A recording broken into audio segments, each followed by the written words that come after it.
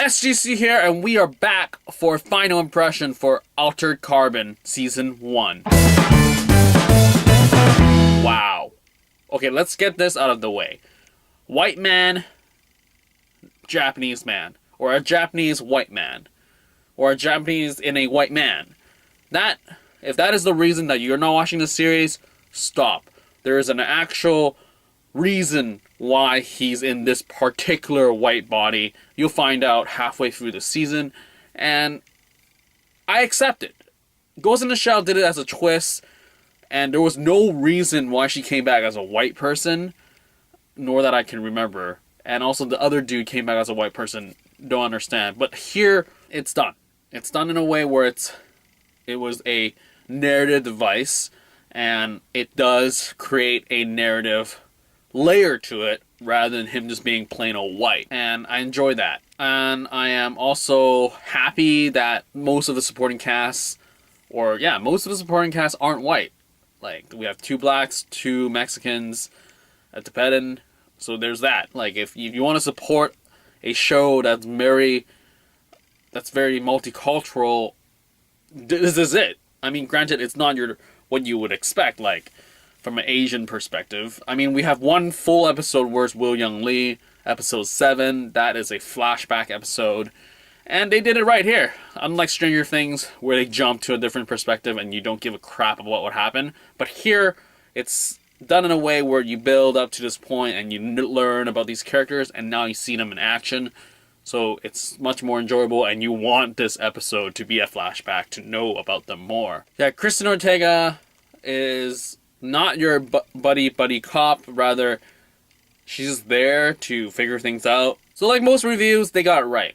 The whole case is not important, and the revelation of it also weaker compared to everything else they've done in the show, where for me it's the visuals, like the world building, and just the little things, like how people go to work, that sort of like lifestyle, everyday thing, and also your multiculturalism, love that, and it's a very easy thing to write off because everyone has all these translators in their head, so you can speak your own language and people just understand you. There's no reason not to speak their own language because they can. Everything's translated, and I love that. They don't have to explain that because it's just assumed that you get it.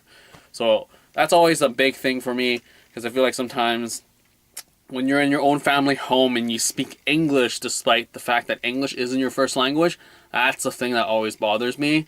But thank God, Kristen and her mom speak Spanish the entire show. Every time they have an interaction, it's in Spanish. And I think she only said one line in English, and that was it, which is great, because, people don't tend to like reading subtitles, but after years and years of Korean and Japanese drama, I am totally down for subtitles if we can bring something up.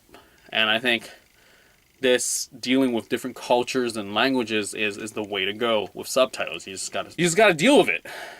So, yeah, characters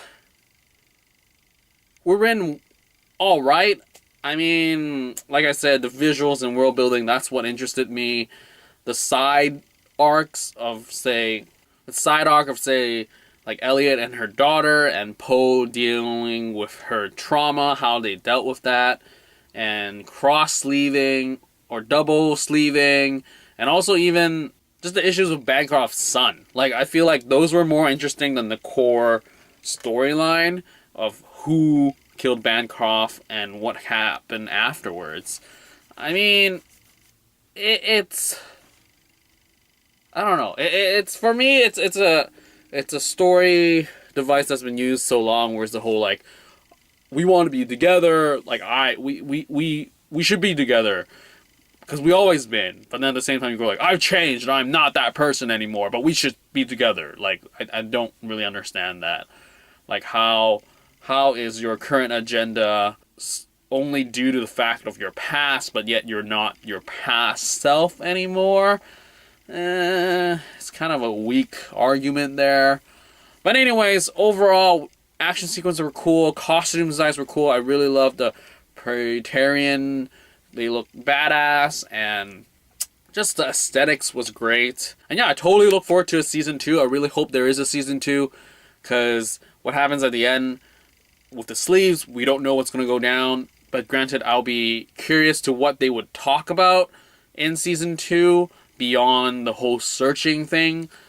I really hope that we get a Asian main lead this time, you know, front and center, because he's going to be able to choose his sleeve, and that will be really great. If they somehow can get Woo Young Lee again for an entire season, I think people would flock to see this, because I mean, like, they set it up, and now they're going forward. And I like how Joe Kinnaman came out and said he's not going to be around for season 2. I really hope that sticks. I mean, as his character, or his other character, or his, I don't know. I don't know really. Yeah, maybe his other character could come back. I wouldn't really care, but yeah, like, I look forward to how they're gonna make a season 2 for about just Kovacs and just his search. How they're gonna build a supporting cast? Is the world gonna be the same? Are we gonna go planet hopping? Oh my goodness, this is it's endless. So that'll be really interesting, and I look forward to it. And yeah, I will definitely check out the book. I do wonder how much of the adaptation changed, like what they kept and what they didn't. So I look forward to checking out the book. I mean, I have a huge reading list, so it'll be a while. But anyway, I enjoyed it for what it was. It was a pretty good sci-fi cyberpunk series. It could be more intense per se, but aesthetically, visually, and world-buildingly, it satisfied me. And they could have totally screwed up with the whole white race thing, but they didn't. I think they did a good job. I think people who are just, hey, Japanese man come back as a white man, not watching it, you shouldn't do that. It's not what it is. It is definitely not Ghost in the Shell. We're not doing it for money. I mean, granted, I do wonder if William Lee was the main lead, would this get as much traction?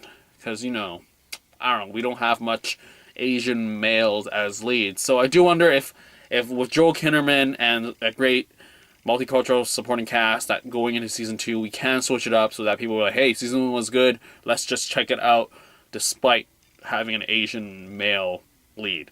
I mean, I would check it out regardless, but, you know, some people are different. Anyways, I enjoyed it, and look forward to it. So the next season, hopefully there is. I mean, they do set things up, but it's one of those, if you don't come back, it's another story never told type of thing. So anyway, that's it. This is the final impression for Altered Carbon Season 1.